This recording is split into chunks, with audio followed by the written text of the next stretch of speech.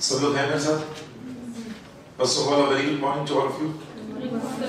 I hope you all remember हमारे first session Negotiable Instrument Act 1881 में हमने सबसे पहले points to be studied लिखे थे. सबको याद है?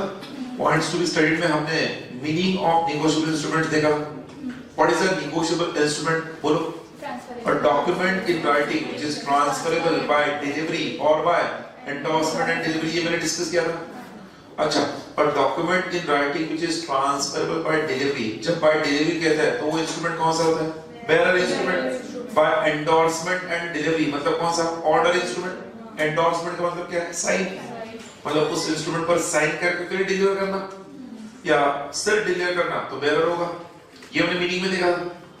उसके बाद essential characteristics of negotiable instrument, इसमें मैंने आपको कैरेक्टरिस्टिक्स ओरली बताए थे कि नेगोशिएबल इंस्ट्रूमेंट ये फ्रीली ट्रांसफरेबल होता है. नेगोशिएबल इंस्ट्रूमेंट्स तीन ही है, promissory note, bills of exchange और चेक. ये तीनों instruments freely transferable. Freely transferable मतलब क्या? मैंने एग्जांपल आपको दिया था कि अगर एग्जांपल में दिया था ए ने बिल ड्रॉ किया बी के ऊपर, बी ने एक्सेप्ट करके ए को दिया. आगे ए को ये बिल अगर सी को देना है तो ए को बी के परमिशन की जरूरत नहीं है. सी अगर ये बिल आगे डी को देना चाहता है तो सी को ए और बी के परमिशन की जरूरत नहीं. It is freely transferable and transferable infinite times before maturity. मैंने कहा था मैच्योरिटी के बाद 48 आवर्स तक वो ट्रांसफरेबल होता है. याद है क्या? मैंने आपको कैरेक्टरिस्टिक फीचर में वही कहा था. फिर आपको कहा था कि एक negotiable instrument or a negotiable instrument when it comes in the hands of a holder in due course, comes in the hands of a holder in due course, it gets free from all defects. यहाँ पर हमने holder and holder in due course का definition देखा था. मैंने आपको कहा था section 8 of the negotiable instrument act defines holder and section 9 defines holder in due course. Virtual students, आपको अगर ये रिकलेक्ट नहीं हो रहा तो पहले फर्स्ट लेक्चर रिवाइज करो, फिर से देखो लेक्चर 1. आई होप सबको याद हो रहा है ना. सेक्शन 8 के तहत हमने देखा था होल्डर बनने के लिए एक पर्सन को दो कंडीशंस है. नंबर 1, उसका नाम उस नेगोशिएबल इंस्ट्रूमेंट पर होना चाहिए या उसके पास पोजीशन होना चाहिए एंड उसके पास राइट ऑफ रिकवरी होना चाहिए.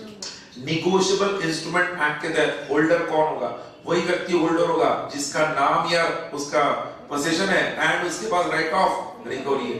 अगर उसमें दोनों कंडीशन में से एक भी कंडीशन फुलफिल नहीं होती है, सिर्फ नाम या पोजीशन है बट राइट ऑफ रिकवरी नहीं है, तो होल्डर नहीं होगा. कौन होगा? डिफेक्टिव होल्डर होगा. याद है क्या? आपने इंस्ट्रूमेंट, कोई बेरर इंस्ट्रूमेंट था, चेक था, वो आपने किसी से चुरा लिया, पोजीशन आपके पास आ गया बट आपके पास राइट ऑफ रिकवरी नहीं है बिकॉज़ आपने चुराया, तो आप डिफेक्टिव होल्डर हो. होल्डर के पास राइट ऑफ रिकवरी होना जरूरी है. फिर होल्डर इन ड्यू कोर्स बनने के लिए सेक्शन 9 के तहत हमने देखा था होल्डर इन ड्यू कोर्स बनने के लिए वो पर्सन पहले कौन होना चाहिए? होल्डर होना चाहिए. अगर वो होल्डर है तो होल्डर इन ड्यू कोर्स के तीन कंडीशंस उन्हें फुलफिल करनी चाहिए. तीनों कंडीशन फुलफिल होनी चाहिए. नंबर 1, वो होल्डर इन ड्यू कोर्स तभी होगा जब वो होल्डर के पास वो बिल मैच्योरिटी से पहले आया, बिफोर मैच्योरिटी. उसके पास वो फॉर कंसीडरेशन आया, मतलब उसने कुछ समथिंग रिटर्न के बदले लिया है. एंड नंबर 3, उसने वो गुड फेथ में लिया है. गुड फेथ मतलब क्या? The transferor of that instrument has a legal right to transfer. इस बात को assume करके लिया, मतलब जिसने भी उस पर्सन को ट्रांसफर किया है, वो व्यक्ति जो होल्डर इन ड्यू कोर्स बनने जा रहा है, वो इस assumption के साथ ले रहा है कि transferor has a legal right to transfer. तो हमने सेकंड फीचर देखा था कि negotiable instrument passes in the hands of a SDC. It gets cleansed from all defect. SDC बनने का फायदा क्या है? HDC अगर आपको होल्डर इन ड्यू कोर्स हो, भले उस बिल के आप ड्रॉवर नहीं है, भले उसके आप ड्रॉइंग नहीं था, होल्डर इन ड्यू कोर्स कौन होता है? जो ओरिजिनल पार्टी नहीं होता है उस नेगोशिएबल इंस्ट्रूमेंट पर, who is neither of the original parties but the negotiable instrument comes to his hand before the due date, in due course, maturity से पहले, for consideration and in good faith उसके पास आया है, इसलिए वो बन गया holder in due course in the meantime, that is before maturity. फिर हमने देखा था एचडीसी के पास यह अधिकार है, जो भी व्यक्ति ड्यू डेट पर जो उस नेगोशिएबल इंस्ट्रूमेंट के तहत लायबल था, मान लो बिल ऑफ एक्सचेंज तो ड्रॉइंग, प्रॉमिसरी नोट है तो मेकर, चेक है तो अगेन से ड्रॉइंग बैंक, जो भी लायबल है उन्होंने वो बिल ऑनर करना चाहिए, चेक ऑनर करना चाहिए, प्रॉमिसरी नोट पे करना चाहिए। अगर वो डिसऑनर हो गया तो एचडीसी को किसी भी प्रायर पार्टी से रिकवर करने का राइट है। याद है कि हमने प्रिविलेजेस ऑफ एचडीसी देखा था। HDC can file a suit और रिकवर, और HDC can recover from any of the prior party. HDC suit भी फाइल कर सकता है। हमारे इस एग्जांपल में मान लो D is the HDC, D HDC है, बी ड्रॉई है और ए ड्रॉवर है। बी ने डी गया, बी के पास मैच्योरिटी पर, बी ने डिफॉल्ट किया, D has a right to sue B. D B को स्यू करके पैसा रिकवर कर सकता है, या डी चाहे तो सी और ए से भी रिकवर कर सकता है। बी डी को ये नहीं कह सकता है कि भैया मैं तुमको लायबल नहीं हूं, मैंने तो ए को बिल एक्सेप्ट करके दिया था। डी बोलेगा भले तुमने ए को एक्सेप्ट किया था, हम एचडीसी है, HDC has a right to file a suit. फिर बोलो हम ये मानते हैं नेगोशिएबल इंस्ट्रूमेंट एक्ट के अंदर और एक चीज, when a bill is transferred by one party to another party, negotiated without anything written, so it is presumed that it is transferred for consideration. It is presumed that it is negotiated before the due date. It is presumed that it is stamped properly. It is presumed that it is for consideration. If nothing is given on any instrument, if nothing is mentioned, there are some presumptions which already exist in the instrument. हाँ, अगर लिखा है A gifted it to B, तो फिर वो consideration नहीं होगा, but A transferred to B, consideration। कुछ लिखा नहीं है तो हम मानेंगे before due date, हम मानेंगे properly stamped होना चाहिए। stamped क्यों मैं कह रहा हूँ? Indian Stamp Act JIGL में है, जो हमने पढ़ा है, जिन्होंने नहीं पढ़ा वो पढ़ लेना। Jurisprudence, Interpretation and General Laws JIGL में इंडियन स्टैम्प एक्ट में हमने पढ़ा है कुछ इंस्ट्रूमेंट्स ऐसे होते हैं जिन पर stamp duty central government fix करता है, और कुछ इंस्ट्रूमेंट पर स्टेट गवर्नमेंट। जो कमर्शियल नेचर के इंस्ट्रूमेंट्स है, बिल ऑफ एक्सचेंज वगैरह, उस पर सेंट्रल गवर्नमेंट फिक्स करता है स्टैम्प्स कितने लगने चाहिए। तो जो भी बिल ऑफ एक्सचेंज होता है या जो भी प्रॉमिसरी नोट होता है, उसके ऊपर स्टैम्प अफिक्स करके फिर साइन करना होता है, इसमें कहते हैं प्रॉपर्ली स्टैम्प्ड है, ऐसा मानेंगे। ऐसे नेगोशिएबल इंस्ट्रूमेंट के हमने फीचर देखे थे लास्ट टाइम, सब याद है। फिर हमने देखा था कि कोई भी होल्डर इन ड्यू कोर्स जो है, होल्डर इन ड्यू कोर्स, उसको क्या बेनिफिट्स मिलते हैं, होल्डर इन ड्यू कोर्स बनने के क्या प्रिविलेजेस है, क्या बेनिफिट्स है।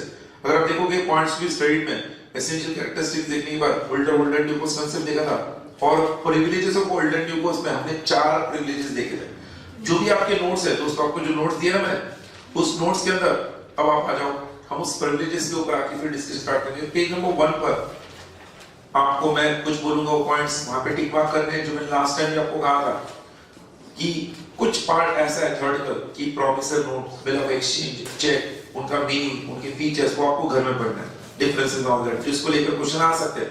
कौन से क्वेश्चंस आपको घर में पढ़ने हैं, उसको लेकर कोई डाउट होगा तो हम नेक्स्ट सेशन में डिस्कस करेंगे। सबसे पहले हमने मीनिंग ऑफ नेगोशिएबल इंस्ट्रूमेंट देखा हुआ है, so no need to read that again back at home. हमने एसेंशियल्स ऑफ नेगोशिएबल इंस्ट्रूमेंट देखा है, so no need to read that back at home.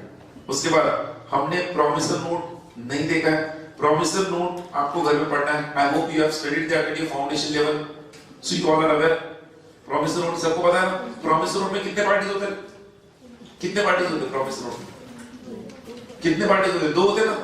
जो प्रॉमिस देता है उसे क्या कौन करता है?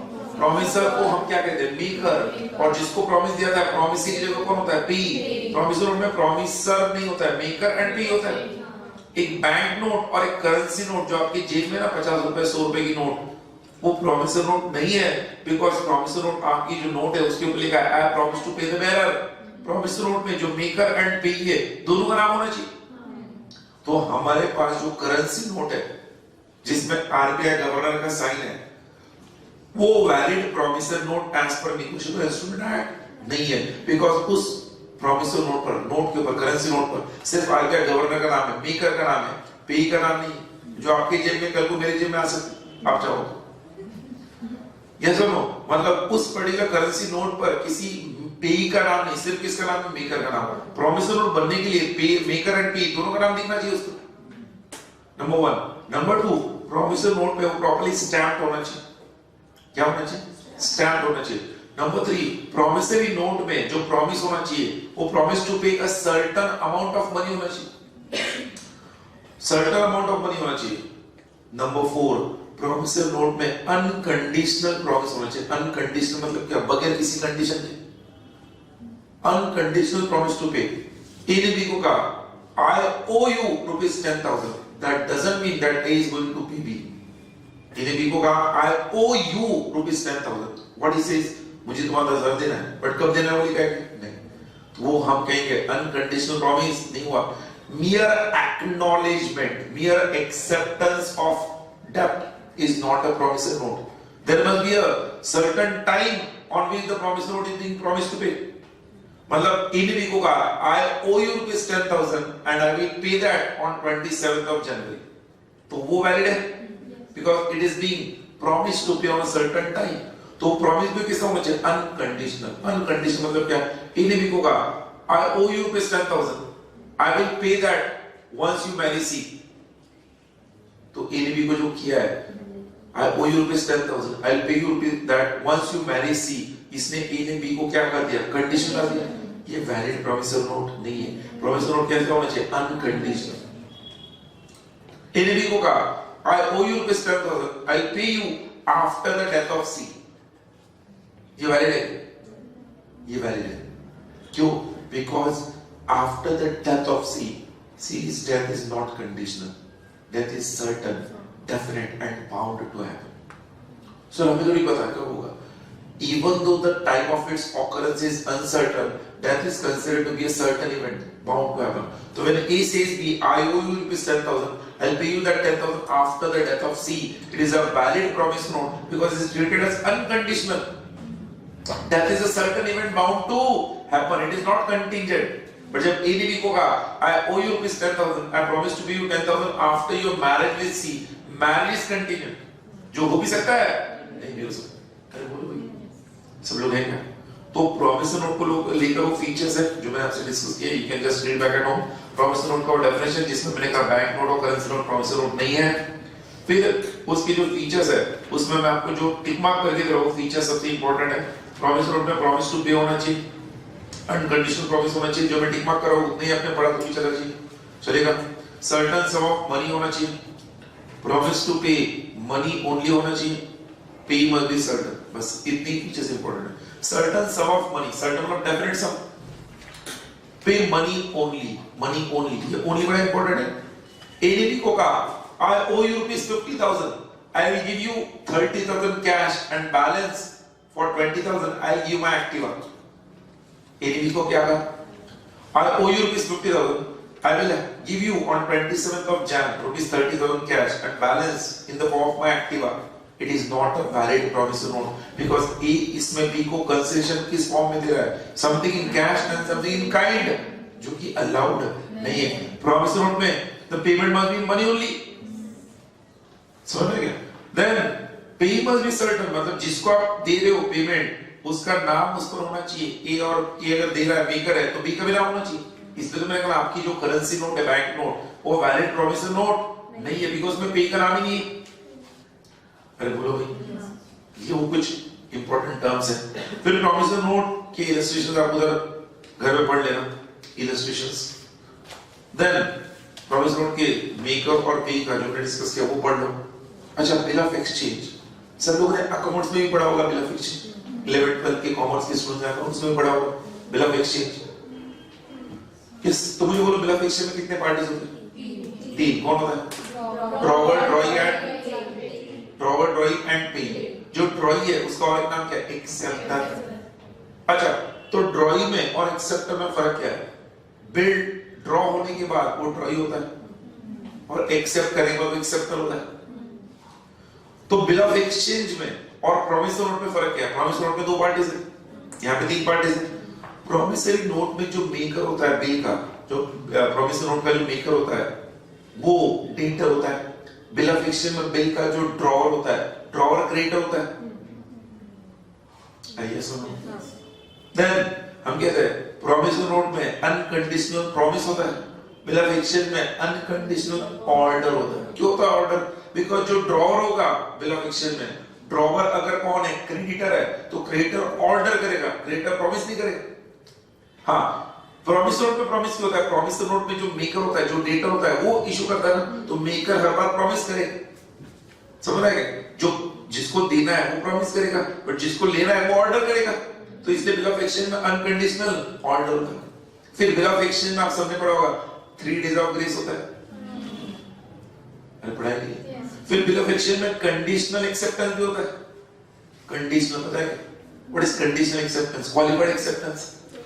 ए ने बी पर बिल ड्रॉ किया 10,000 का, बी के पास बिल आया, नहीं एक्सेप्ट किया, एक्सेप्टेड फॉर 8,000 ओनली। तो बी ने एक्सेप्टेंस कैसे दिया? कंडीशनल, जिसको हम क्वालिफाइड एक्सेप्टेंस कहते हैं। ए ने उसे एक्सेप्ट कर लिया तो ये वैलिड है, बट प्रॉमिस नोट अनकंडीशनल होता है, वो कभी कंडीशनल हो एक्सेप्ट। ऐसे काफी डिफरेंसेस है जो आप बिल ऑफ एक्सचेंज और प्रॉमिस नोट के डिफरेंसेस में वहां पर पढ़ सकते हो। पेज नंबर 4 पर आपके नोट्स में मिला कैसे? तो डिफरेंसेस आप पढ़ लेना। Again never know, they can ask you question in the exam because business and commercial laws में जहाँ तक business laws का सवाल है, the weightage for this particular chapter will be one question for this particular chapter because business commercial laws मिला के 35 marks. So this particular chapter will have one question weightage maximum. One question आपको distinction between promise note और bill of exchange क्या आ सकता है? Clear है क्या? You can just read that. और एक उसमें डिफरेंस मैं बता सकता हूँ promise note bill of exchange में। मैंने अगर किसी पर्सन को 10 लाख के गुड्स बेचने का उसके साथ कॉन्टैक्ट कर लिया, 10 लाख के गुड्स बेचने का, और उसको कहा मैं 10 लाख के गुड्स तुम्हें मान लो 3 इंस्टॉलमेंट में दूंगा, 3 लाख, 3 लाख और 4 लाख, 3 इंस्टॉलमेंट में बेचूंगा। वो कहता ठीक है, चलो कॉन्ट्रैक्ट हुआ 10 लाख का, मैं 3 इंस्टॉलमेंट में गुड्स दे रहा हूं।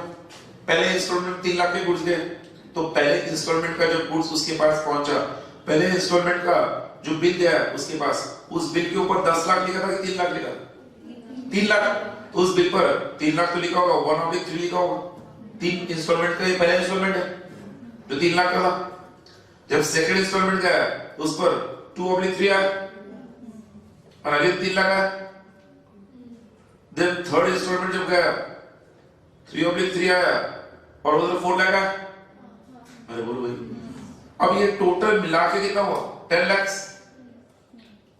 ये सुनो, थर्ड इंस्टॉलमेंट में 3/3 4 होगा और उधर टोटल 1 + 2 + 3 10 लाख होगा। वो जो ड्रॉई होगा, जिसको मैंने, जो कस्टमर था जिसने गुड्स खरीदे थे, वो थर्ड इंस्टॉलमेंट का जो बिल था उस बिल को एक्सेप्ट करेगा और भेजेगा। इसको हम कहते हैं bill in sets. Bill in sets. Bill of exchange में एक ही कॉन्ट्रैक्ट है, कॉन्ट्रैक्ट एक होने पर भी मल्टीपल बिल पर ड्रॉ हो सकते हैं जब इंस्टॉलमेंट सेल होगा। बट प्रॉमिस नोट में multiple promise note same date के नहीं हो सकते। ए को बी का 10,000 देना है मान लो 27 जनवरी को, और ए को उसी बी का कुछ 15,000 भी देना है 27 जनवरी को। तो ए बी को बोलेगा आई प्रॉमिस टू पे यू 25,000। ये नहीं बोलेगा आई प्रॉमिस टू पे 10,000 ऑन 27th of January, उसके बाद आई प्रॉमिस टू पे you 15,000 on 27th of January। अरे बोलो भाई, अगर ऐसा दे भी दिया तो अलग माना जाएगा, वो सेम ट्रांजैक्शन का माना नहीं जाएगा। अगर सेम ट्रांजैक्शन का है तो वो हम कहेंगे एक ही प्रॉमिस नोट होगा। बट सेम ट्रांजैक्शन का बिल सेट में हो सकता है, बिल इन सेट्स। तो ये भी आप डिफरेंस में बाद में पढ़ लेना। क्लियर है? अरे बोलो। बिल इन सेट्स के बाद हम आगे जाते हैं हुंडी, जिसके बारे में लास्ट टाइम डिस्कस किया था। हुंडी क्या है? एक नेगोशिएबल इंस्ट्रूमेंट। एक्ट 1881 में आने से पहले जो भी ट्रांजैक्शंस होते थे कमर्शियल इंस्ट्रूमेंट्स, वो हुंडी के थ्रू होते थे। हुंडी लोकल लैंग्वेज में यूज किया हुआ टर्म है हुंडी। हुंडी is a indigenous instrument, Hindi language में उसे हुंडी कहते हैं। अगर आप गए होंगे तिरुपति बालाजी के मंदिर में या फिर साईं बाबा मंदिर में जहां पे हम डोनेशन डालते हैं, वहां पे उसे हुंडी लिखा होता है। Hundi means to collect, to collect. तो ये नेगोशिएबल इंस्ट्रूमेंट एक्ट 1881 में आने से पहले इस टर्म का नाम हुंडी था। नेगोशिएबल इंस्ट्रूमेंट एक्ट 1881 आने के बाद अभी 3 ही है, promise note, bills of exchange और cheque. Hundi is we can say area wise regional, कोई कस्टम ट्रेड है तो हुंडी होता है, वरना नेगोशिएबल इंस्ट्रूमेंट्स है। तो बोलो चेक। अगर मुझे कोई पूछता है तो मैं कहता हूं cheque is a type of bill of exchange. क्या कहता हूं? मतलब चेक में भी 3 पार्टीज है, बट फिर चेक और बिल ऑफ एक्सचेंज में फर्क क्या है? चेक में भी 3 पार्टीज है, बट चेक और बिल ऑफ एक्सचेंज में फर्क क्या है? चेक में the drawee is always bank. Cheque में ड्रॉई इज ऑलवेज बैंक, वही पे करेंगे ना। बिल ऑफ एक्सचेंज में ड्रॉई कोई भी हो सकता है। Number 2, check is always payable on demand. Bill of exchange is payable on demand or on time. Due date पर भी पे होगा ना, डिमांड नहीं भी किया तो ड्यू डेट पे हो सकता है। बिल में 3 days ऑफ ग्रेस होता है, चेक में कोई 3 days ऑफ ग्रेस नहीं। Cheque is valid for period of 3 months। Cheque का स्टॉप पेमेंट होता है, चेक का स्टॉप पेमेंट होता है, बिल का कोई स्टॉप पेमेंट नहीं होगा, बिकॉज जो ड्रॉर है वो क्यों स्टॉप करेगा? ड्रॉर तो बिल ऑन करना चाहेगा ना, बट चेक में जो ड्रॉर है वो ड्रॉ कर चेक देने के बाद चेक का स्टॉप पेमेंट भी करा सकता है। अरे बोलो भाई। और एक चीज ध्यान रखना, हाँ हम कहते हैं बिल अगर डिसऑनर हो गया, क्या हो गया? डिसऑनर, तो उसको अगर हमें सूट फाइल करना है उसके खिलाफ तो उसका नोटिंग एंड प्रोटेस्टिंग करना पड़ता है। नोटिंग और प्रोटेस्टिंग, अगर वो फॉरेन बिल है, फॉरेन कंट्री का, तो प्रोटेस्टिंग करना पड़ता है। इंडियन बिल है तो नोटिंग कर सकते हैं, noting is optional, but cheque के केस में कोई नोटिंग और प्रोटेस्टिंग, नोटिंग और प्रोटेस्टिंग क्या है ये मैं आपसे डिस्कस कर लेता हूं। चलो अब आए हैं तो कंसेप्ट डिस्कस करें, नोटिंग क्या है, प्रोटेस्टिंग क्या है। Let us take an example. A B को, बी के ऊपर बिल ड्रॉ करता है फॉर 10,000, तो ए कौन हुआ? ड्रॉअर। बी कौन हुआ? Drawer. The bill is payable after 1 month, ठीक है। 1 महीने के अंत पर बी डिसऑनर्स, बी के डिसऑनर होने के बाद ए बी के खिलाफ कोर्ट में जाने के लिए सोच रहा है। ए सोचता है कि बी के खिलाफ कोर्ट में जाना है। अब ए अगर कोर्ट में जाएगा बी के खिलाफ, मैं जो बोल रहा हूं समझ रहे हैं, तो कोर्ट ए ने सूट फाइल किया, माय लॉर्ड इसने बी डिसऑनर किया, तो कोर्ट मान लेगा कि बी ने डिसऑनर किया, कोर्ट बी को नोटिस भेजेगा, B has to give the proof कि उसने डिसऑनर किया कि नहीं किया। Burden of proof is on B, but ये टाइम कंज्यूमिंग हो सकता है।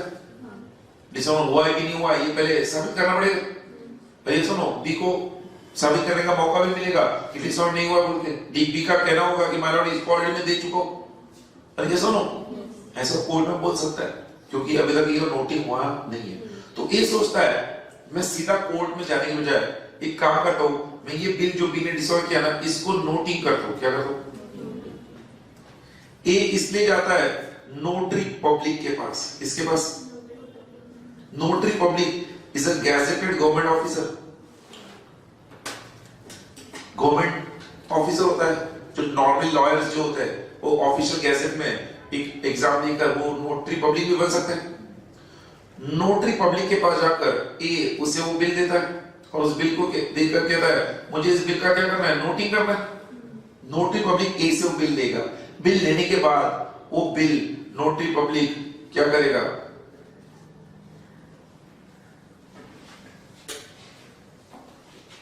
बी के पास फिर से भेज देगा। किसके पास? अरे किसके पास भेजेगा? बी के पास। और बी को बोलेगा ये बिल डिसऑनर हुआ है, इसको नोटिंग करने के लिए मेरे पास ये बिल आया है, मैं तुम्हें एक और मौका देता हूं, इस बिल को पे कर दो। किसने मौका दिया? Notary public. बी ने नोटरी पब्लिक ने दिए हुए समय में पर भी पेमेंट नहीं किया। नोटरी पब्लिक ने दिए हुए टाइम लिमिट में जब बी ने पेमेंट नहीं किया तो नोटरी पब्लिक ने उस बिल के ऊपर ही स्टैंप मार दिया बिल डिसऑनर्ड। नोटरी पब्लिक ने उस बिल के ऊपर ही स्टैंप दे दिया बिल डिसऑनर्ड। अब ए ये बिल लेकर कोर्ट में गया। अब ए जब बिल लेकर कोर्ट में जाएगा, कोर्ट बी को नोटिस नहीं भेजेगा कि प्रूव करो कि तुम्हें कुछ कहना है। कोर्ट सीधा बी को बोलेगा तुमने बिल डिसऑनर किया है, तुम्हें देना पड़ेगा। बिकॉज नोटिंग करने के कारण अब वक्त बचेगा। कोर्ट नोटरी पब्लिक का स्टैंप किया हुआ बिल डिसऑनर आया है तो कोर्ट ये मान लेगा कि बिल वाकई में डिसऑनर हुआ है। अरे यस सब नॉर्मली बिल ऑफ एक्सचेंज के अंदर हम कहते हैं proof of burden of proof is on the plaintiff, but यहां पर बिल ऑफ डिसऑनर हुआ कि ए को प्रूव करना पड़ेगा। बट यहां पर तो कोर्ट मान लेगा बिल डिसऑनर है और बी को प्रूव करना होगा या नहीं हुआ। अरे बोलो भाई, तो ये नोटिंग करने का फायदा होता है। तो हम कहते हैं पर नोटिंग मैंडेटरी नहीं, इंडिया में नोटिंग क्या है? ऑप्शनल है। आपको नोटिंग करना है तो करो वरना मत करो। Noting is done by the notary public on the negotiable instrument, on the bill itself, on the bill itself. समझोगे? बट ये नोटिंग हुआ। फिर प्रोटेस्टिंग क्या है? Protesting is in case of foreign bill. जब फॉरेन इंस्ट्रूमेंट होता है, foreign bill, foreign bill अगर डिसऑनर हुआ, फॉरेन बिल कब होगा? एक तो ड्रॉइंग इंडिया के बाहर है या बिल इंडिया के बाहर पेबल। ड्रॉवर इंडिया का है, क्या है? ड्रॉवर इंडिया का है, ड्रॉइंग बाहर का है, पेबल इन इंडिया है, या पेपर आउटसाइड इंडिया है, ड्रॉइंग इंडिया का। ड्रॉवर ड्रॉइंग दोनों इंडिया के हैं, बट पेपर आउटसाइड इंडिया। हम देखेंगे बाद में।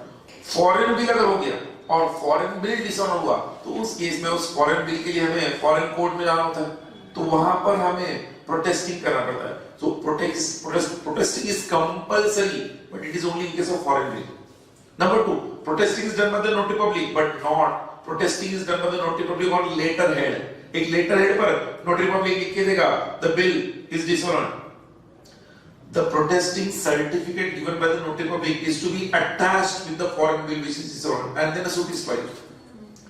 मतलब protesting is done on a separate letter or separate paper by the notary public on his letterhead. Protesting certificate is given, whereas noting is done on the bill itself. Noting, yes or no? ये फर्क हुआ noting और protesting। Protesting कौन से instrument में होता है? foreign instrument। I hope it is clear. तो चेक और बिल ऑफ एक्सचेंज के डिफरेंसेस होंगे डेफिनेटली। चेक के अंदर आपके नोट्स में उधर देखना पेज नंबर कौन सा हो, page number 5।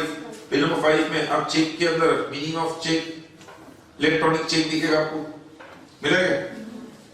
Then meaning of cheque, electronic cheque, meaning of truncated cheque, वो आपको पढ़ना है। बिल ऑफ एक्सचेंज चेक के डिफरेंसेस पढ़ना है। उन डिफरेंसेस में मैंने नोटिंग प्रोटेस्टिंग के बारे में बताया था। पॉइंट नंबर 8 नोटिंग प्रोटेस्टिंग को लेकर है। पॉइंट नंबर 7 में एक टर्म है काउंटर मांडेड। काउंटर मांडेड का मतलब होता है स्टॉक पेमेंट लिखना उधर, स्टॉक पेमेंट। चेक का स्टॉक पेमेंट होता है, मैंने कहा था आपको। ये सुनो,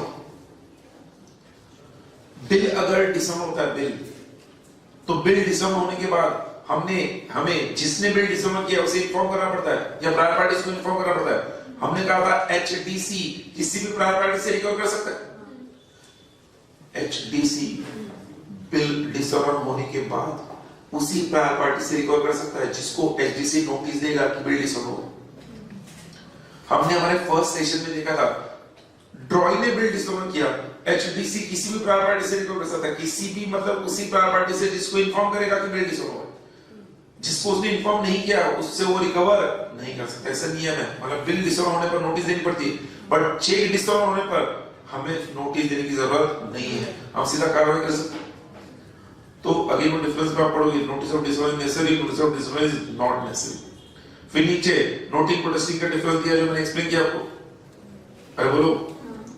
देन उसी पेज पर नीचे नोटिस ऑफ डिसऑनर देना है कि नहीं देना वो मैंने आपको डिस्कस किया, उसके इफेक्ट क्या वो पढ़ लेना, अरे बोलो। वो जो आपने मार्क किया था ट्रंकेटेड चेक और इलेक्ट्रॉनिक चेक, उसके बारे में आपको बता देता हूं दोस्तों। ट्रंकेटेड किसे कहते हैं? ट्रंकेटेड मतलब सुन लो पहले, चेक का क्लियरिंग कैसे होता है। गारंटेड आप में से मैक्सिमम स्टूडेंट ने चेक का क्लियरिंग क्या है वो रेगुलर बैच में देखा होगा। मान लो चेक का क्लियरिंग कैसे होता है, कोई बोलेगा हाउ वो चेक इज क्लियर। अगर मैंने चेक डिपॉजिट कर दिया बैंक में तो क्लियर कैसे होता है? आपने मुझे चेक दिया मान लो, तो क्लियरिंग प्रोसेस कैसे होता है नहीं पता। देखो आपने पढ़ा ही नहीं कुछ, बड़ा क्लियर हो, भगवान बचाए। चेक क्लियर कैसे होता है देख लो।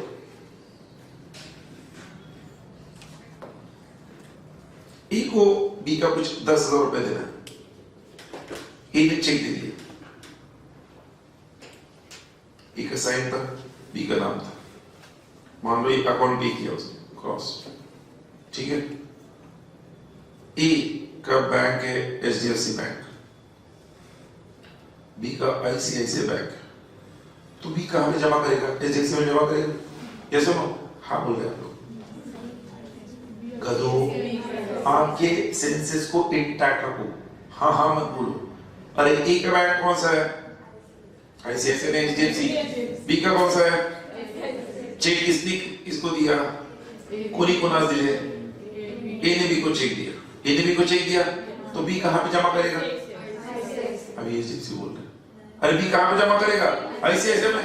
बी का अकाउंट आईसीआईसीआई में, ए से आया हुआ चेक फिलअप करके वो आईसीआईसीआई के बैंक अकाउंट में जमा कर देगा अपने बैंक में जाकर। अब आईसीआईसीआई के पास चेक क्लियरिंग के लिए आ गया, चेक जैसे ही आईसीआईसीआई में क्लियरिंग के लिए आ गया, आईसीआईसीआई का बैंक मैनेजर, पहले क्या होता था 2004-5 से पहले, ट्रंकेटेड चेक आने से पहले, एंड ऑफ द डे जितने भी चेक जमा होते थे, बैंक का प्यून नेक्स्ट डे वो चेक क्लियर कराने के लिए इंडिया में एक क्लियरिंग हाउस है, कौन है? आरबीआई ने क्लियरिंग हाउस का काम इंडिया में एसबीआई को दिया। कौन सा? किसको दिया? SBI is the clearing house.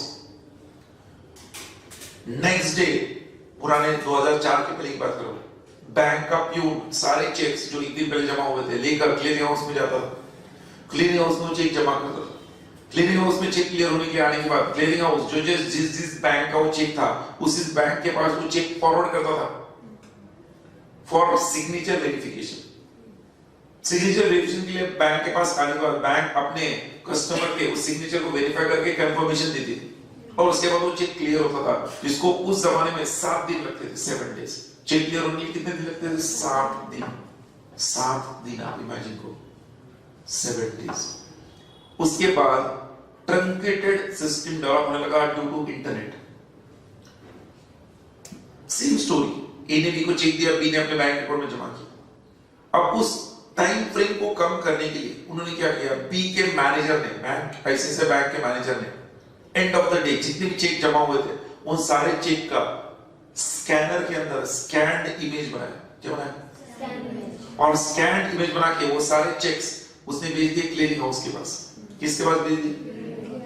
Clearing house के पास। जो भी ईमेल आए चेक्स के स्कैन्ड इमेजेस, क्लियरिंग हाउस ने वो रिस्पेक्टिव इमेजेस रिस्पेक्टिव बैंक को ईमेल कर दिए फॉर वेरिफिकेशन ऑफ सिग्नेचर। फिर उस बैंक के मैनेजर ने अपने विंडो डिस्प्ले पर जो ईमेल होके चेक आया उस पर अपने कस्टमर के साइंस चेक किए और वहां पर कंफर्मेशन दे दिया through email to the clearing house. Clearing house ने इस ईमेल पर कंफर्मेशन आने के बाद उस कस्टमर के बैंक अकाउंट में वो ट्रांसफर कर दिया पैसे। अरे बोलो इस प्रोसेस को, मतलब एक पेपर चेक का, सुन लो, एक पेपर चेक का फर्दर फिजिकल मूवमेंट ट्रंकेट कर दिया, मतलब शॉर्टन कर दिया by converting that paper check into an electronic image. So converting a paper check into an electronic image is known as truncated check. Truncated मतलब cut short the period. जो पहले 7 दिन लगते थे, बाद में इस प्रोसेस में 2 दिन लगते हैं। अरे बोलो, इसलिए आज अगर हमने चेक डिपॉजिट किया सुबह तो कल शाम तक वो क्लियर होता। ये पूरा प्रोसेस 48 आवर्स में कंप्लीट होता। अरे बोलो भाई, truncated check. Then what is electronic check? Electronic check में कोई पेपर चेक नहीं, electronic check is paperless check. ये completely electronic form में होगा।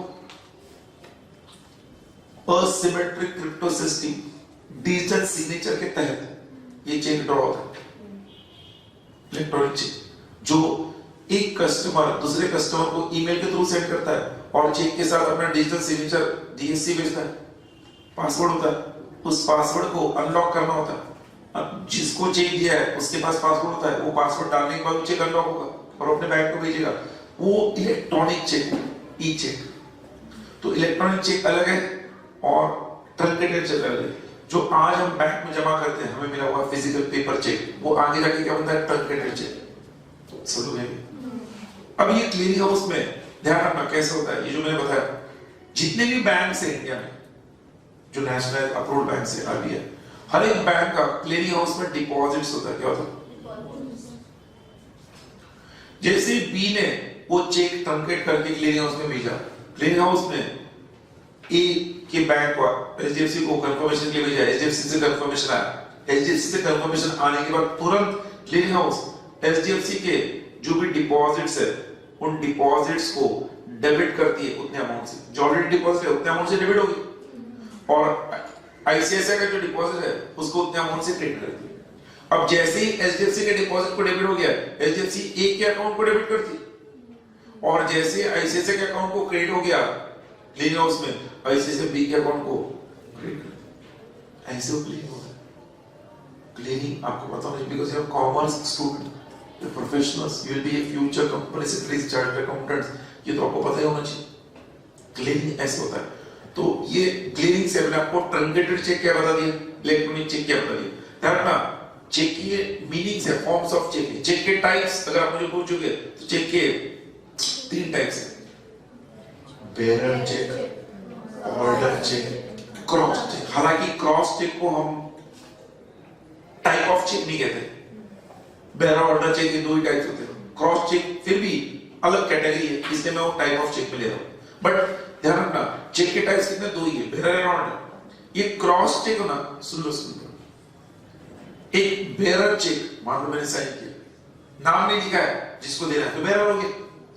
एक बेरर चेक को ही हम 2 लाइन डाल के क्रॉस चेक बना सकते हैं। तो एक बेरर चेक ही क्रॉस चेक बन सकता है। तो it is not a different type of cheque. Same thing, अगर मान लो मैंने ए का नाम लिखकर ए को चेक दिया, करेक्ट, तो ये ऑर्डर चेक हो गया। बट क्योंकि order cheque is payable to a particular person, but A ने या मैंने ही उधर 2 लाइन ड्रॉ कर दिया, तो ये ऑर्डर चेक क्या बन गया, क्रॉस चेक। तो क्रॉसिंग हम कहते हैं when 2 parallel transverse lines are drawn on the check, it is known as crossing of check। तो क्रॉसिंग करना क्यों है, फायदा सुनो। अगर चेक बेरर है, बेरर चेक बेरर है, तो जिसके हाथ में चेक है वो बैंक में जाकर चेक को बैंक के काउंटर पर एनकैश करा सकता। अगर चेक ऑर्डर है ए के नाम से, तो ए के नाम से मतलब ए खुद बैंक में जाकर वहां से चेक क्या कर सकता है, एनकैश कर सकता है बैंक के अकाउंट से। बट अगर वहीं पर वो क्रॉस्ड है तो ए उसे बैंक के काउंटर से एनकैश नहीं कर सकता है, ये कंपल्सरी ए के बैंक अकाउंट में क्रिएट होगा। अगर मान लो ये बेरर है, तो जिसके हाथ में भी ये चेक है उसे ये क्लियर कराने के लिए अपने बैंक अकाउंट में ही जमा करना पड़ेगा, बिकॉज क्रॉस्ड है। तो क्रॉसिंग का फायदा क्या है, क्रॉसिंग करने से हम ये ट्रेस कर सकते हैं, हम ये ट्रैक कर सकते हैं कि चेक का पेमेंट किसके अकाउंट में हुआ है। तो क्रॉसिंग इज सेफ्टी। क्रॉसिंग इसलिए कहता है सेफ्टी के लिए, मतलब bearer cheque and order cheque are encashed at the counter, but cross cheque is compulsory created in the bank account of that account holder, customer और the person who holds the cheque. अरे बोलो समझ रहे क्या? ये जो crossing है ना, इस क्रॉसिंग के 2 टाइप्स है। एक जनरल क्रॉसिंग, जो मैंने अभी आपको बताया, 2 लाइंस ड्रॉ किए, जनरल क्रॉसिंग। इसे क्या कहते हैं, जनरल क्रॉसिंग। या 2 लाइंस ड्रॉ कर दिए और सिर्फ लिखा एंड कंपनी, सपोज एक पार्टनरशिप को दीजिए ट्रांसडस्ट, या किसी को फर्म का है ट्रांसडस्ट एंड कंपनी, तो भी ये जनरल क्रॉसिंग हो, एंड कंपनी। मैंने क्या कहा, 2 लाइंस है या 2 लाइंस ड्रॉ करके अंदर क्या लिखा, एंड कंपनी, तो भी ये जनरल क्रॉसिंग हो। जनरल क्रॉसिंग होने के बाद स्पेशल क्रॉसिंग कैसे कहते हैं, 2 लाइंस ड्रॉ किया, अब लिखा www बैंक अंधेरी, ये लिखा SBI बैंक अंधेरी। मतलब 2 लाइंस के अंदर जिस बैंक के नाम से हमने क्रॉसिंग किया वो वहां उस बैंक का नाम होता है, ब्रांच होता है। और तो स्पेशल क्रॉसिंग हम कर देते हैं नहीं, special crossing is done by one bank branch on another bank branch. So special crossing का एग्जांपल दो ना, डिमांड ड्राफ्ट, डीडी, दीदी नहीं डीडी, डीडी निकला ही नहीं कभी। हम जाते एग्जाम की फीस का आपने डीडी निकाल लिया, मान लो डिमांड ड्राफ्ट निकालने के लिए बैंक गए, बैंक का to the secretary the institute of company secretary of India, please new Delhi का डिमांड ड्राफ्ट दो। तो बैंक के अक्रॉस 2 लाइंस उस डिमांड ड्राफ्ट पर ड्रॉ होंगे और वहां पर एसबीआई से आप गए तो एसबीआई न्यू दिल्ली का होगा वहां पर। तो special crossing is done by one bank on another bank, but general crossing is done by one person on another person. समझ रहे कि हम एक जनरल क्रॉसिंग जहां पे 2 लाइंस है उसको हम स्पेशल क्रॉसिंग में कन्वर्ट कर सकते हैं, बट एक स्पेशल क्रॉसिंग को हम जनरल क्रॉसिंग में कन्वर्ट नहीं कर सकते। स्पेशल क्रॉसिंग को जनरल क्रॉसिंग में कन्वर्ट नहीं कर सकते। जनरल क्रॉसिंग स्पेशल क्रॉसिंग में होता है, but special crossing general crossing में होगा नहीं करो। और ये फायदा जी आपको बताना चाहिए, जब मैंने साइन करके ए का नाम देकर 2 लाइन ड्रॉ कर दिया तो कौन सा क्रॉसिंग किया, क्रॉसिंग कौन सा किया, जनरल क्रॉसिंग। ये जनरल क्रॉसिंग के तहत ए इस चेक के पीछे अपना साइन करता है और पी का नाम लिखता है, पी को देता है, चलेगा? यस। जनरल क्रॉसिंग होने के बावजूद भी वो फर्दर निगोशिएबल है। जनरल क्रॉसिंग करने का सिर्फ एक फायदा ये है कि हम ये बैंक को इंस्ट्रक्शन देते हैं, जब एन ने साइन किया तो उसने इंस्ट्रक्शन दे दिया ये चेक जिसके भी हाथ में है कंपल्सरी उसके अकाउंट में क्लियर करना। मतलब जनरल क्रॉसिंग करने पर हम उसे फर्दर मूवमेंट कर सकते हैं, बट स्पेशल क्रॉसिंग करने पर वो फर्दर मूवमेंट होता नहीं है। डिमांड ड्राफ्ट जिस बैंक के ऊपर ड्रॉ होगा वही पे क्लियर होगा। दोस्तों ध्यान रखना, मैंने आपको जनरल क्रॉसिंग और स्पेशल क्रॉसिंग कहा। सो दोस्तों हमने तो सुना है, हम तो उधर हमारे पेरेंट्स का देखा हमने, वो साइन करते दो लाइन ड्रॉ करते अंदर लिखते अकाउंट पे, क्या लिखते अकाउंट पे is not a type of crossing. Crossing के दो टाइप्स है, जनरल क्रॉसिंग और स्पेशल क्रॉसिंग। एक जनरल क्रॉसिंग और स्पेशल क्रॉसिंग ही आगे जाके रेस्ट्रिक्टिव क्रॉसिंग बनता है। क्या रेस्ट्रिक्टिव? एक जनरल क्रॉसिंग के दो लाइंस के बीच में हमने अगर अकाउंट पे लिख दिया तो उसको हम कहते हैं रेस्ट्रिक्टिव क्रॉसिंग। रेस्ट्रिक्टिव का मतलब हुआ हमने उस निगोशिएबल इंस्ट्रूमेंट, उस चेक का फर्दर मूवमेंट रेस्ट्रिक्ट कर दिया, रोक दिया। अगर मैंने अपना साइन करके ए का नाम लिखा और वहां पर लिखा अकाउंट पे, अब ए चाहे तो भी इस चेक को आगे किसी और को ट्रांसफर नहीं कर सकता। ए को कंपल्सरी उसी के बैंक अकाउंट में डिपॉजिट करना और क्लियर करना। तो अकाउंट पे चेक लिखने पर अब इसका फर्दर फिजिकल मूवमेंट होता नहीं है। तो इज एन एक्सेप्शन। हम कहते हैं negotiable instrument is transferable freely except account pay cheque. Account pay cheque further transfer नहीं होगा, जिसका नाम है उसी के अकाउंट में क्लियर होगा। अरे बोलो, तो इसको हम कहते हैं account pay crossing known as restrictive crossing. सब लोग समझे? एक और क्रॉसिंग है जो अगेन आपको पता होना चाहिए, जिसको हम कहते हैं अगेन दो लाइन ड्रॉ कर दी पैरेलल लाइंस, उसके अंदर लिखा नॉन निगोशिएबल। क्या लिखा? Not negotiable. Not negotiable. Negotiable का मतलब क्या है? ट्रांसफरेबल। तो अक्सर मैं स्टूडेंट से पूछता हूं नॉट निगोशिएबल का मतलब क्या होगा? स्टूडेंट बोलते हैं नॉट ट्रांसफरेबल। नाम उनका नाम नॉट निगोशिएबल का मतलब नॉट ट्रांसफरेबल से नहीं जाना। What is the meaning of that? Let me explain. जब उस चेक पर दो लाइंस ड्रॉ करके अंदर लिखा है नॉट निगोशिएबल, क्यों लिखा है तो पहले वो समझो, पहले वो समझो, फिर हम देखते हैं। देखो, जिनके बैंक अकाउंट में करोड़ों का बैलेंस होता है, जिनका करंट अकाउंट है और बैंक अकाउंट में करोड़ों का बैलेंस है, वो अक्सर नॉट निगोशिएबल चेकबुक यूज करते हैं। बैंक्स बोले नॉट निगोशिएबल चेकबुक देती। एक मालिक, उसके करंट अकाउंट में करोड़ों का बैलेंस था, एक हफ्ते के लिए आउट ऑफ स्टेशन जा रहा था।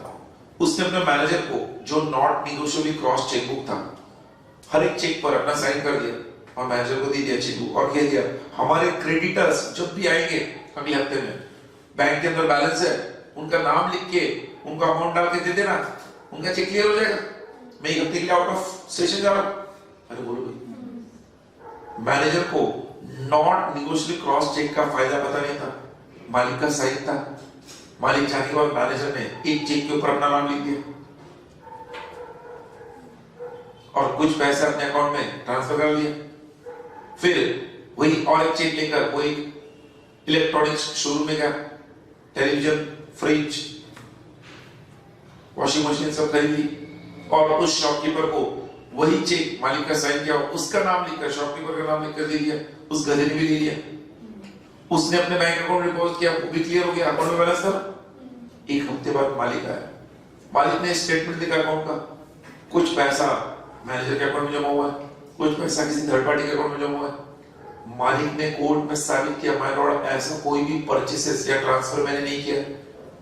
जैसे ये प्रूव हो गया, कोर्ट ने उस केस में उस शॉपकीपर को, जिसने वो टेलीविजन फ्रिज बेचा था, उसे कह दिया तुम्हें वो पैसा वापस लौटाना पड़ेगा ट्रू ओनर को। मैनेजर के अकाउंट में जो पैसा जमा हुआ था फिर से ट्रू ओनर के अकाउंट में जमा हुआ। उस शॉपकीपर कहने लगा माय लॉर्ड मेरी क्या गलती है, उसने तो मुझे चेक दे दिया, परचेस किया, मुझे क्या पता वो फेक है या किसी और का चेक है। कोर्ट ने कहा तुमने चेक लेने से पहले देखना चाहिए था नॉट निगोशिएबल चेक था। नॉट निगोशिएबल चेक का मतलब ये होता है जो ट्रांसफरर ऑफ द चेक है उसका जैसे टाइटल है, उसका जैसे ओनरशिप है, वैसे ही ओनरशिप ट्रांसफरी का होगा। मतलब ट्रांसफरर का टाइटल अगर डिफेक्टिव है तो ट्रांसफरी का टाइटल भी डिफेक्टिव माना जाएगा, even though transferee has taken that in good faith, even though transferee has taken that for consideration and before maturity, even though transfer is HDC, transfer अगर holder in due course रहा तो भी उसे उसको कोई फायदा नहीं है। Transfer he can not take a better right, मतलब नॉट नेगोशिएबल क्रॉसिंग होने से जो ओनर होता है और आराम से अपना बिजनेस एक हफ्ते तक छुट्टी लेके गया तो भी उसे कोई फर्क नहीं पड़ता, बिकॉज ट्रांसफर अगर वो नहीं है, कोई रियल ओनर ट्रांसफर नहीं है, डिफेक्टिव ओनर है, तो ट्रांसफर का भी टाइटल क्या बना रहेगा? डिफेक्टिव, भले वो ट्रांसफर HDC क्यों ना हो। मतलब होल्डर इन ड्यू कोर्स को नॉट नेगोशिएबल क्रॉसिंग में कोई बेनिफिट ऑफ प्रिविलेज नहीं है। अरे समझ रहे हैं? तो एक नॉट नेगोशिएबल चेक किसने काम में आता है? जब अकाउंट में काफी बैलेंस है और वो नॉट नेगोशिएबल चेक मान लो किसी और को, कस्टमर को आपने भेज दिया, लॉस इन ट्रांसफर हो गया या स्टोलन हो गया बाय थेफ्ट, तो कोई गलत हाथों में गया तो वो मिसयूज ना हो, इसलिए नॉट नेगोशिएबल चेक बुक होता है। फिर मुझे स्टूडेंट्स आउट सर तो हर चेक नॉट नेगोशिएबल क्यों है? ना रहेगा पास ना बचेगी पास, चेक बाउंस होना या चेक किस तरह से चोरी होना, मिसयूज होना होगा ही नहीं नॉट नेगोशिएबल चेक बुक हुआ तो दोस्तों ध्यान रखना, मैंने कहा जिनके अकाउंट में करोड़ों का बैलेंस है, because not negotiable cheque book issue करने के लिए बैंक के चार्जेस लगाता है। जिनके सेविंग्स अकाउंट में 1000 का बैलेंस है या 2000 का बैलेंस है, उनको नॉट नेगोशिएबल चेक बुक की जरूरत नहीं है, जो चार्जेस है वो बैलेंस जितने हो जाएंगे। बट जिनके अकाउंट में करोड़ों का बैलेंस है वो बैंक के कुछ चार्जेस सहने के लिए रेडी होते हैं to have safety of their account और द मनी। अरे बोलो भाई, तो यूजुअली जिनका करंट अकाउंट होता है वही नॉट नेगोशिएबल चेक बुक होता है। नॉट नेगोशिएबल चेक का मैं एग्जांपल आपको दूं, डिविडेंड, अभी तो इलेक्ट्रॉनिक क्लियरिंग होता है, जब डिविडेंड के चेक्स आते थे, डिविडेंड के शेयर्स में इन्वेस्टमेंट और डिविडेंड के चेक्स आते, अगर आपको आज भी देखना आपके पेरेंट्स का अगर शेयर मार्केट में इन्वेस्टमेंट है और उनको किसी डिविडेंड का चेक आया किसी कंपनी का, तो उस चेक के ऊपर कॉलम में कंपलसरी लिखा होता है नॉट नेगोशिएबल। चेक के ऊपर क्या लिखा होता है? Not negotiable. डिविडेंड वारंट होता है उसके ऊपर लिखा रहता है नॉट नेगोशिएबल। क्यों? मतलब जो ओनर है जिसका नाम लिखा उस डिविडेंड वारंट पे उसी का लिखा है, क्योंकि एक नाम के दो व्यक्ति हो सकते, तो किसी और ने उस नाम का मिसयूज करते हुए अपने अकाउंट में क्लियर भी करा लिया, उसका टाइटल डिफेक्टिव है तो वो पैसे रख नहीं सकता, उसे लौटाना पड़ेगा। ऐसा हो रहा है, इसलिए उस पर लिखा रहता है नॉट नेगोशिएबल। तो not negotiable crossing does not restrict further movement. Not negotiable crossing हम कहते हैं ट्रांसफर का टाइटल अगर डिफेक्टिव है तो ट्रांसफर का टाइटल भी डिफेक्टिव है। सर आप कह रहे हो does not restrict further transfer. Yes, मैंने एक नॉट नेगोशिएबली क्रॉस चेक ए को इशू किया, ए ने वो चेक लेकर पीछे अपना साइन किया और पी को इशू किया, चलेगा, बिकॉज मैंने ए को इशू किया, आई वाज अ ट्रांसफर, मैंने ही साइन किया था, ट्रांसफर का टाइटल वैलिड है तो ट्रांसफर का टाइटल वैलिड है। तो अगर ए लॉफुल होल्डर है, ए पीछे साइन करके पी को भी इशू कर सकता है। नॉट नेगोशिएबल क्रॉस चेक का फर्दर मूवमेंट होता है, तो only point is title of transfer valid होना चाहिए। अगर वो डिफेक्टिव है तो ट्रांसफर का टाइटल भी डिफेक्टिव है। इस तरह का रेस्ट्रिक्शन वहां पर है, इसलिए उस नॉट नेगोशिएबल क्रॉसिंग को भी हम क्या कहते हैं? Restrictive crossing. क्या कहते हैं? Restrictive crossing. सब लोग है क्या पक्का? पिछले 50 मिनट से मैं जो बोल रहा हूं आई होप आपको समझ आया। एग्जैक्टली 50 मिनट्स हो गया अभी तक।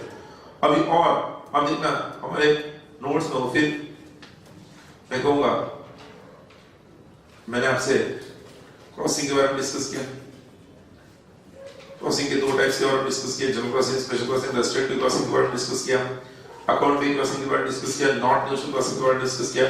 नॉट नेगोशिएबल क्रॉसिंग के वो जो 5 पॉइंट्स है ना दोस्तों, वहां पर एक बार मैं रिक्वेस्ट करूंगा सबको, please read on your own, read all the 5 points on your own. देखो हर एक पॉइंट में डिस्कस किया कि नहीं, आपको बाद में एंड में मुझ पर गर्व होगा। पढ़ लो, पहली मत गर्व करो।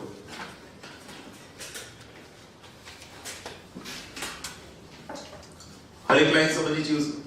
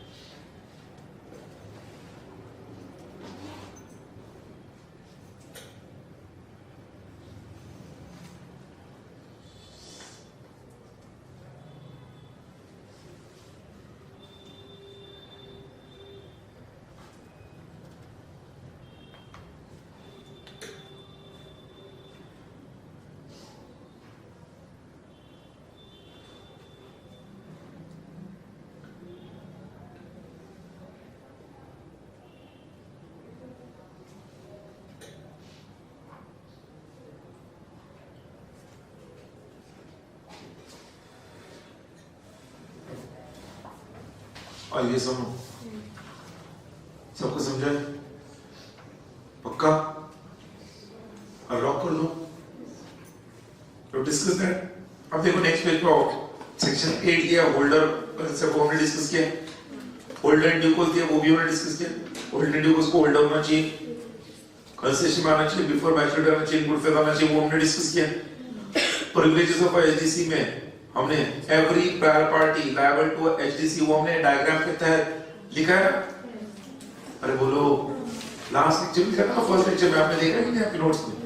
Then a holder who derives title from SDC has the same rights as that of SDC, वो भी हमने डिस्कस किया है।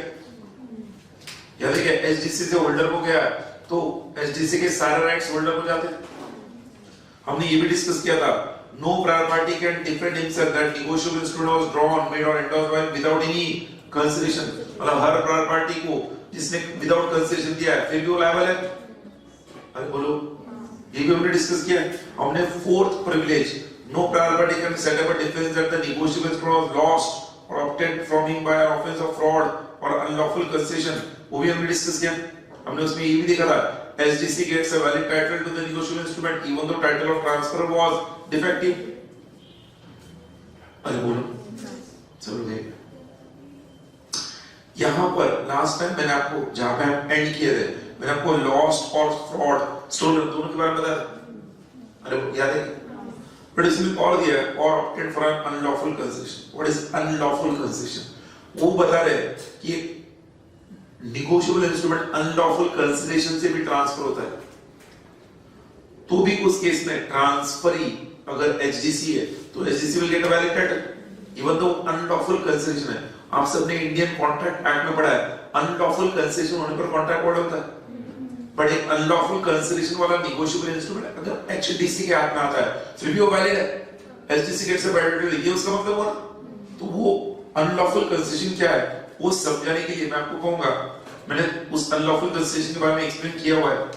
You can see on page number 13 unlawful consideration के बारे में एक्सप्लेन किया है, वहां पर आप उसका डायग्राम ड्रॉ कर सकते हो या आपके नोट्स में लिख सकते हो, जहां पर हमने प्रिविलेज लिखे थे लास्ट टाइम। आपके नोट्स में प्रिविलेजेस है ना, यस और नो?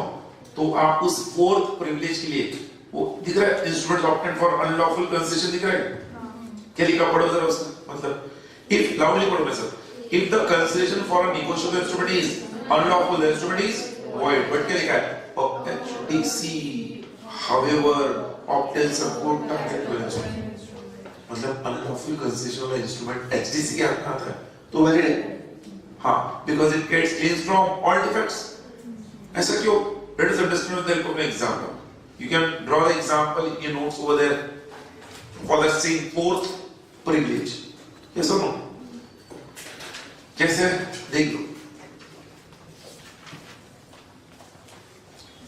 पी कौन है? पी कौन है? गधू। पी कौन है? ड्रॉवर है। क्यू कौन है? ड्रॉवर। क्यू ड्रॉई है ना? पी को क्यू का कितना पैसा देना? बोलो। 20,000। कितने महीने बाद? 2 महीने बाद। 2 महीने बाद पी क्यू को कितने के लिए लायबल है? सॉरी, क्यू पी को कितने के लिए लायबल है? 20,000। Q is liable to P. P draw करता है बिल 20,000 के लिए, क्यू एक्सेप्ट करके देता है और बोलता है क्यू 2 महीने बाद मैं तुम्हें पे करूंगा। सब रहेगा।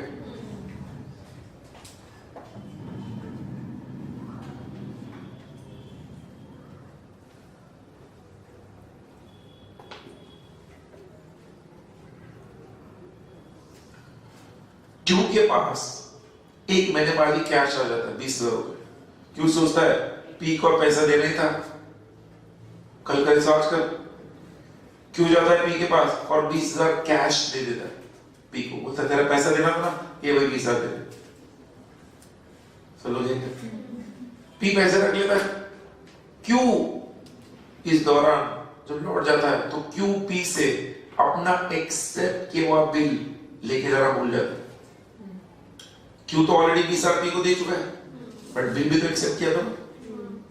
क्यू के जाने के बाद पी के दिमाग में आइडिया आती है और पी वो बिल आगे आर को एंडोर्स करता है फॉर वैल्यू ऑफ 20,000 जो था। पी को आर के 20,000 देने थे, तो पी ने आर को वही बिल पीछे साइन करके आर का नाम लिख के दे दिया। आर ने वो बिल देखा, उस पर अभी भी 1 महीने का ड्यू डेट बाकी था।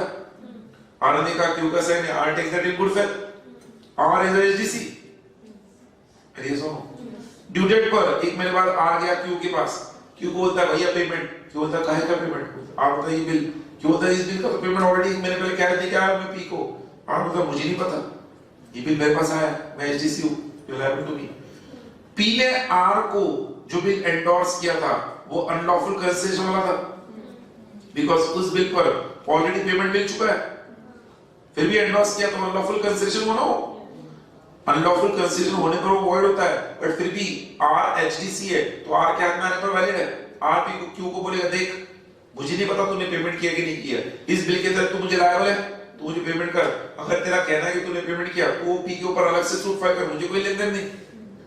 Q is bound to pay 20,000 to R, और Q R को देने के बाद Q P के ऊपर Indian contract act, not negotiable instrument act, Indian contract act के तहत P के ऊपर फ्रॉड का केस करेगा, बट प्रूव किसे करना पड़ेगा, Q को, कि उसने पैसे दिए थे कैश।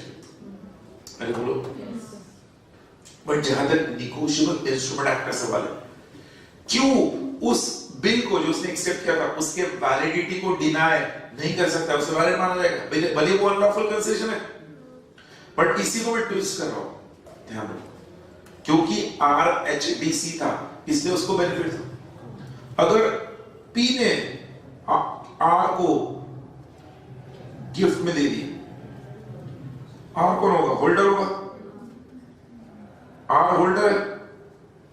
अरे सुनो, आ जाता है क्यू के पास, Q is not liable to R because R holder है, होल्डर के लिए अनलॉफुल कंसेशन हुआ तो वॉइड है। और पी भी होल्डर है ड्यू कोर्स नहीं, पी कौन है, डिफेक्टिव होल्डर। पी ने आगे साइन करके दे दिया आर को, तो पी तो डिफेक्टिव होल्डर बन गया ना, या पी होल्डर भी हुआ तो भी उसके इसमें होल्डर से होल्डर को मिला। अरे बोलो, तो इसलिए हम कहते हैं आर क्यू से रिकवर नहीं कर सकता, बट अगर आर एचडीसी है तो रिकवर कर सकता है। तो वही तो हमारे फोर्थ प्रिविलेज में दिया कि अनलॉफुल कंसेशन हुआ तो उस केस में भी एचडीसी पर कोई असर नहीं पड़ेगा, एचडीसी ग्रेड वैलिड सबको समझे पक्का। हमने कितने प्रिविलेजेस देख लिए, 4 देखे ना, अरे हाँ कि ना दोस्तों, 4 प्रिविलेजेस में ये जो चौथा प्रिविलेज हमने देखा है, अगर चुराया हुआ बिल है, यस हम कह सकते हैं लॉस्ट है, या ऑब्टेन बाय फ्रॉड है, या अनलॉफुल कंसेशन है, तो भी एचडीसी के ऊपर कोई असर नहीं पड़ेगा। बट इस पॉइंट का अभी भी थोड़ी देर पहले हमने एक एक्सेप्शन डिस्कस किया था, what was the exception, point number 4 के लिए एक्सेप्शन क्या होगा, नॉट नेगोशिएबल क्रॉसिंग, याद है। और एक लास्ट टाइम जो हमने डिस्कस किया था फोर्जरी, फोर्जरी भी एक एक्सेप्शन है। अरे बोलो भाई, सबको याद है। और एक एक्सेप्शन है जिसको हम कहते हैं सॉ रिको, क्या कहते हैं, saw recourse endorsement, saw recourse endorsement. और एक एक्सेप्शन है निगोशिएशन बैक, निगोशिएशन बैक। मतलब ऐसे कितने एक्सेप्शंस है, 4। इन 4 एक्सेप्शंस है, मतलब इन चारों केसेस में होल्डर इन ड्यू कोर्स को कोई बेनिफिट नहीं है, एचडीसी होने के बावजूद भी उसे कोई अधिकार नहीं है, एचडीसी होने के बावजूद भी उसे कोई अधिकार नहीं। जैसे आप यहाँ पे लिखोगे नोट्स में, आपके नोटबुक में भी जरूर लिखना, ये चारों एक्सेप्शन जो मैंने बताया इसमें एचडीसी को कोई प्रिविलेज और बेनिफिट नहीं है, नोटबुक में भी लिखना जहां पे आप लोग सब लिख रहे हैं। नॉट नेगोशिएबल क्रॉसिंग, फोर्जरी, सॉ recourse endorsement and negotiation back, negotiation back.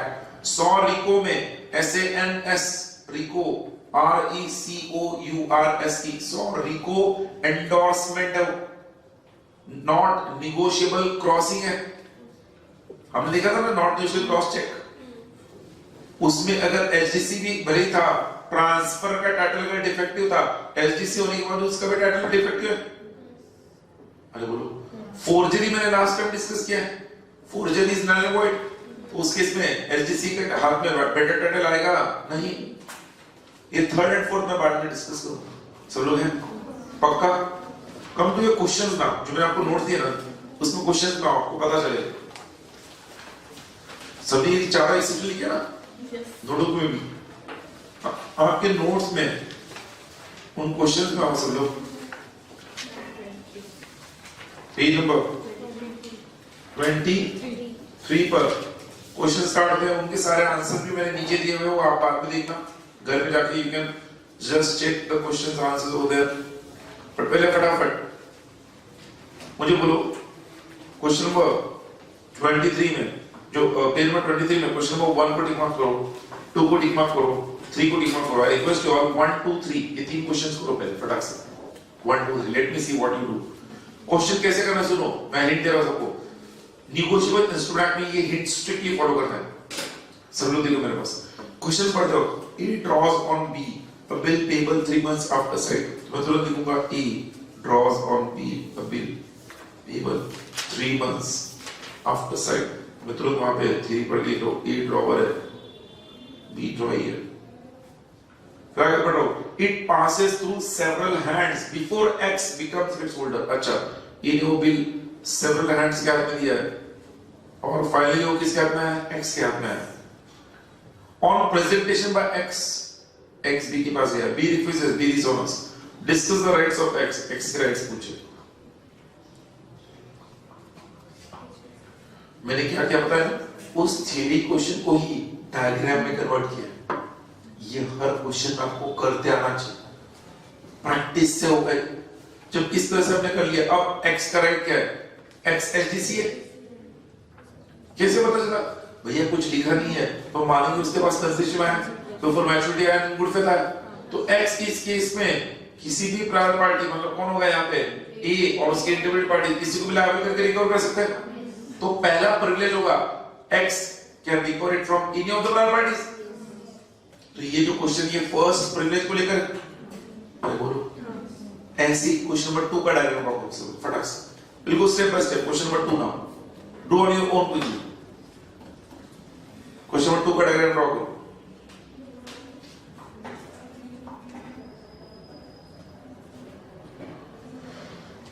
Do it please.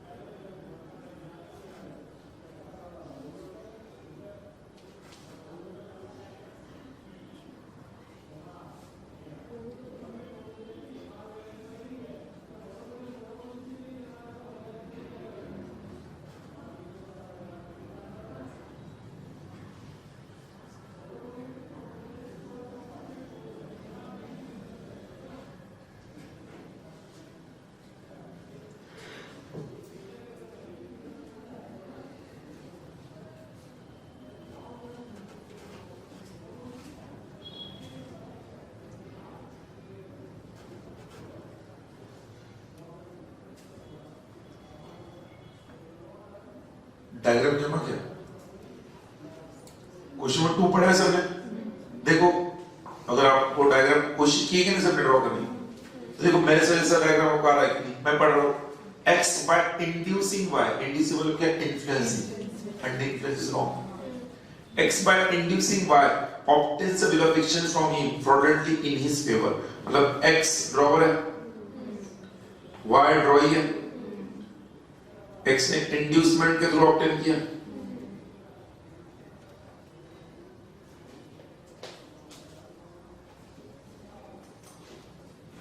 तो मैं कहूंगा X defective holder, defective holder ना। later he enters into a commercial deal and endorses the bill to Z. Z का concession में दे रहा हूं, दिया ना, मतलब Z is a HDC. Z takes the bill as a HDC. Z subsequently endorses the bill to X for value. कुछ दिनों बाद वही Z वापस X से कुछ परचेज करता है और वही बिल X को देता है जो Y से आया था। अरे बोलो, मतलब अब Z ने बिल आगे किसको भेज दिया? X को, और दैट X को वैल्यू में दिया, मतलब X को भी कंसेशन में दिया। अब स्टूडेंट बोलते हैं सर X HDC हुआ ना? नहीं, X पहले डिफेक्टिव होल्डर था। Once defective always X HDC नहीं होगा। HDC होने के लिए गुड फेथ होना चाहिए। X का गुड फेथ नहीं है, भले X का कंसेशन है, X का बिफोर मैच्योरिटी आया, X का गुड फेथ नहीं है। X को पता है उसने इन्वेस्टमेंट से लिया। तो जो व्यक्ति गुड फेथ नहीं फॉलो कर रहा है, उस केस में वो HDC हो ही नहीं सकता, भले वो फॉर वैल्यू कंसेशन आया। ऑन मैच्योरिटी फिर X मैच्योरिटी पर गया Y के पास, the bill is dishonoured, Y ने डिसऑनर कर दिया। उन्होंने कहा X sues Y for the recovery of money, will whether X will succeed in the case पूछा। The answer is no, X will not succeed. Why? Because X is a defective holder. अरे बोलो पक्का। देखो diagram अगर आपने मेरे जैसा draw किया है, diagram is the key factor. जिसको डायग्राम जम गया आधा बैटल वही पे जीत गया। नेगोशिएबल इंस्ट्रूमेंट में मुझे नहीं पता आपको कौन किस कैसे पढ़ा होगा आपने इससे पहले, बट मैं आपको दावा के साथ बोलता हूँ केस स्टडीज आने पर जिसको डायग्राम ड्रॉ करके आ गया नेगोशिएबल इंस्ट्रूमेंट में, उसका 50% आंसर वही होगा। करो क्वेश्चन नंबर 3 की प्रैक्टिस। क्वेश्चन नंबर 3 का डायग्राम होना चाहिए परफेक्ट। क्वेश्चन नंबर 3 का आंसर भी बोलो मुझे, बोल क्या आना चाहिए सबको क्वेश्चन नंबर 3 का आंसर।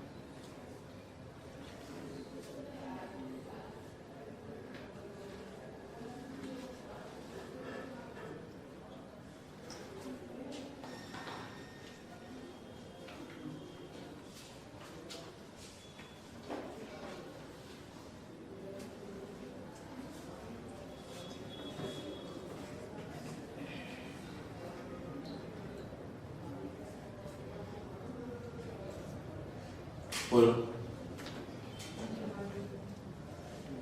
बोलो whether D can recover the money from A? No. The answer is yes, D can recover. गधू, D can recover. सुनो, B obtains, क्वेश्चन वही है लगभग, B obtain A's acceptance to bill of exchange by fraud, ठीक है ना? अभी B ने A का acceptance दिया fraud से, तो B अगेन डिफेक्टिव होल्डर हुआ। A acceptance को B को दिया, B is a defective holder. B ने आगे वो C को एंडोर्स किया for value, C is a HDC. C ने आगे D को दिया, D को जो पता था फ्रॉड क्या होगा, D is a holder only, because D को पता था, मतलब D गुड फेथ में नहीं है, भले D कौन है, होल्डर है, क्योंकि D का नाम है, D has the right of recovery।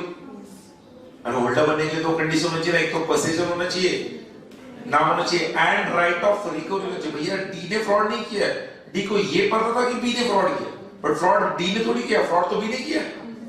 अरे सुनो, डी क्यों भुगते भाई, डी को सिर्फ पता था, तो वो गुड फेथ नहीं होगा, बट होल्डर होगा, राइट ऑफ रिकवरी तो है ना। अब सी ने आगे जब डी को दिया, डी ने कुछ नहीं कहा, तो हमने कहेंगे सी ने डी को कंसिडरेशन में दिया, बिफोर मैच्योरिटी दिया, सिर्फ गुड फेथ मिसिंग है। अब डी क्या, ए के पास जो पर ए डिफॉल्ट करता है। क्वेश्चन ये पूछा गया whether D can recover the money from A in the given case, correct or not? तो हम कहते हैं एक होल्डर इन ड्यू कोर्स के हाथ में जब एक डिफेक्टिव बिल आता है, it gets cleansed from all defects, गधो। and privilege number 2, a holder who obtains the bill from a holder in due course gets all the rights of holder in due course, जो हमने first lecture में देखा। तो सी का right क्या था, C B के ए के पास जाता और ए डी से करता, तो सी बी से रिकवर कर सकता था, तो वही राइट अब डी के पास होगा। डी इस केस में चाहे तो ए से भी रिकवर करे, डी चाहे तो बी से भी रिकवर करे। अरे बोलो ना, वही दिया ना क्वेश्चन में, क्वेश्चन ये दिया गया। अच्छा क्वेश्चन में दिया गया डी ए के पास गया, क्या डी ए से रिकवर कर सकता है? आंसर यस, वो रिकवर कर सकता है। डी क्यों रिकवर कर सकता है? बिकॉज़ डी कौन है? होल्डर ना। सब लोग समझे कि होल्डर के पास किसके राइट्स है? होल्डर के ऊपर से। I hope it's clear.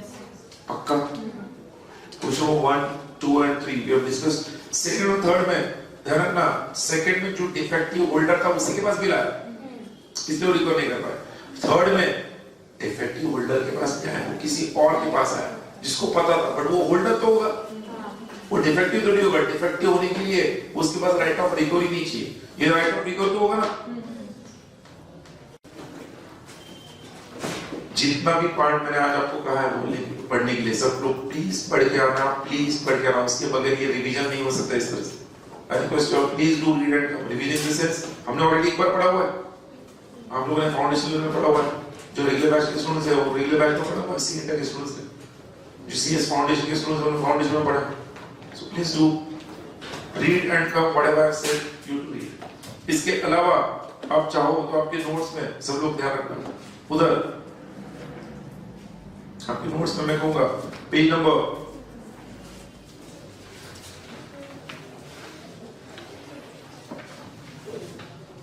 10 पर, पेज नंबर 10 पर जो भी दिया है डिफरेंस ऑफ होल्डर और डुअल पेज नंबर 10 पर, प्लस उसके नीचे पॉइंट नंबर 10 सेक्शन 26, देन नीचे point number 11 classification of negotiable instrument, point number 11 page number 11 पर एंड होता है, मिला क्या? Then point number 12, point number 13। So मतलब मैं कहूंगा आपको आज आपको क्या करना है, मैं लिख रहा हूं स्क्रीन पर, page number 10 and page number 11 thoroughly पढ़ के आना है, थोरोली, एकदम थोरोली, और उसमें जो पॉइंट नहीं समझ रहा उसको टिक मार्क कर, कल के सेशन में वो डिस्कस करूंगा मैं। इसके अलावा जो टिक मार्क करके दिया पहला पॉइंट वो पढ़ के आना, क्लियर? सो